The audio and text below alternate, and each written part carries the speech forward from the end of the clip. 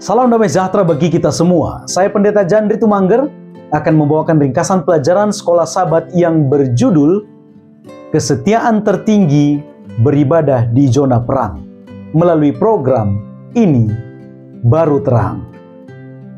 Pelajaran Sekolah Sabat kita kali ini menyoroti keadaan bangsa Israel ketika mereka sudah menyeberang Sungai Yordan namun belum menyerang kota Yeriko.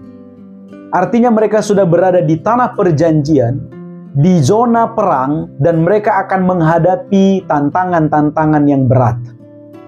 Namun dalam keadaan seperti itu, gantinya bangsa Israel melakukan persiapan perang atau mempersiapkan persenjataan, strategi, ataupun pasukan perang, mereka justru melakukan upacara-upacara yang sama sekali tidak berhubungan dengan persiapan perang pada umumnya. Akan tetapi kita akan melihat apa upacara yang mereka lakukan, lalu apa makna atau tujuannya, dan kemudian apa penerapannya untuk masa yang sekarang. Mari kita perhatikan tabel berikut ini. Di bagian yang berwarna biru adalah kegiatan atau upacara yang dilakukan. Kemudian yang warna hijau adalah tujuan dari dilakukannya upacara atau kegiatan itu. Dan yang berwarna gold adalah apa penerapannya untuk masa sekarang. Kita masuk ke pelajaran di hari Minggu. Yang pertama dilakukan oleh bangsa Israel adalah sunat jasmani. Apa tujuannya? Pertama, itu adalah identitas umat kudus Tuhan, umat perjanjian ketika itu. Lalu kemudian yang kedua, itu adalah bentuk pembaruan perjanjian kepada generasi yang baru. Karena yang masuk ke tanah Kanaan adalah generasi yang kedua. Lalu yang ketiga, itu dilakukan sebagai persiapan untuk mengikuti Paskah. Lalu apa penerapannya untuk masa sekarang? Untuk masa sekarang, umat-umat Tuhan perlu melakukan sunat hati. Itu adalah pertobatan yang kemudian diikuti dengan baptisan yang kudus sebagai bentuk pernyataan di hadapan umum. Dan itu artinya kita memperbarui perjanjian kita dengan Tuhan. Itu fokus pelajaran di hari Minggu. Sekarang kita masuk ke pelajaran di hari Senin. Yang dilakukan kemudian adalah merayakan Paskah. Apa tujuan itu dilakukan? Pertama, bangsa itu mengingat bahwa pembebasan yang mereka alami itu adalah karena Tuhan. Tuhan memimpin mereka keluar dari Mesir hingga tiba di Kanaan. Lalu Paskah juga menandai mereka memulai hidup baru, dan setelah Paskah mereka mulai memakan hasil dari negeri perjanjian dan mana berhenti diberikan. Lalu apa penerapan untuk masa sekarang?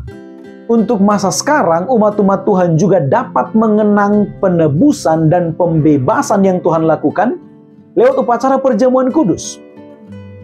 Karena perjamuan kudus itu berbicara tentang kematian Tuhan, yang adalah bentuk penebusan, dan perjamuan kudus berbicara juga tentang kedatangan Tuhan.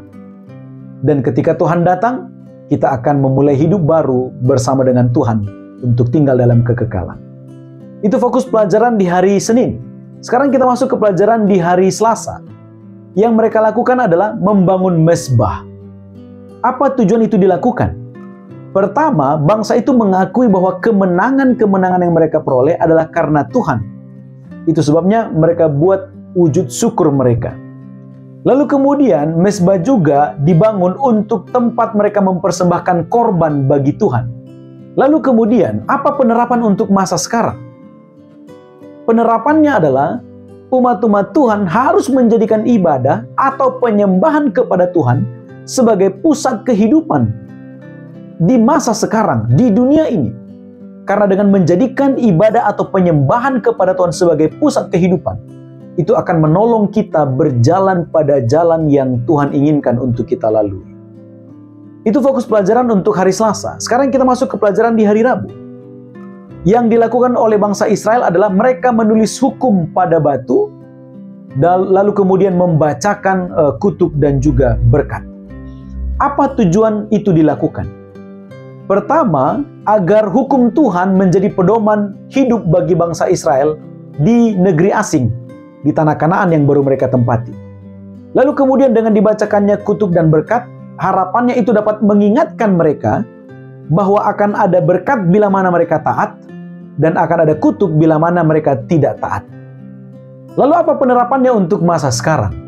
Penerapannya adalah firman Tuhan harus tertulis dalam hati dan pikiran umat-umat Tuhan. Itu harus diingat, dan bukan sekedar diingat, itu harus diterapkan dalam kehidupan. Itu harus membuat kita semakin percaya kepada Tuhan yang memimpin kita dalam perjalanan-perjalanan kita. Oleh sebab itu, umat-umat Tuhan harus mengingat firman Tuhan dan menerapkannya. Itu fokus pelajaran di hari Rabu. Sekarang kita masuk ke pelajaran di hari Kamis. Yang dilakukan oleh bangsa Israel yang kemudian adalah mereka membangun kemah suci di Silo ketika itu. Apa tujuan itu dilakukan? Tujuannya adalah agar umat-umat Tuhan menyadari bahwa Tuhan berada di tengah-tengah mereka. Karena memang itulah tujuan awal ketika Tuhan menyuruh Musa untuk membangun kemah suci ketika mereka dalam perjalanan dari Mesir menuju tanah Kanaan. Lalu apa penerapan untuk masa sekarang? Umat-umat Tuhan dalam hati dan pikiran mereka haruslah juga Tuhan dapat hadir. Lalu kemudian umat-umat Tuhan juga harus memiliki kerinduan untuk dapat tinggal bersama-sama dengan Tuhan dalam kekekalan. Karena hanya dengan demikianlah kita terus akan berpikir untuk setia kepada Tuhan, menanti-nantikan kedatangannya. Karena sebagaimana kita rindu untuk tinggal bersama dengan Tuhan, Tuhan sudah lebih dahulu merindukan agar kita berada bersama-sama dengannya di tempat yang Tuhan sudah sediakan. Inilah ringkasan pelajaran Sekolah Sabat, dan sebagai kesimpulannya, kunci kemenangan umat-umat Tuhan dalam peperangan rohani di dunia ini adalah menjadikan Tuhan yang terutama. Firman Tuhan katakan, carilah dahulu kerajaan Allah dan kebenarannya, maka semuanya itu akan ditambahkan kepadamu. Oleh sebab itu, betapapun sibuknya kehidupan kita, betapapun beratnya tantangan yang kita hadapi di dunia ini, kita harus menjadikan Tuhan yang terutama. Karena dari situlah kita memperoleh kekuatan, dan itu pula lah yang akan menjadi sumber kemenangan kita dari peperangan-peperangan rohani yang kita hadapi di dunia ini. Ini baru terang.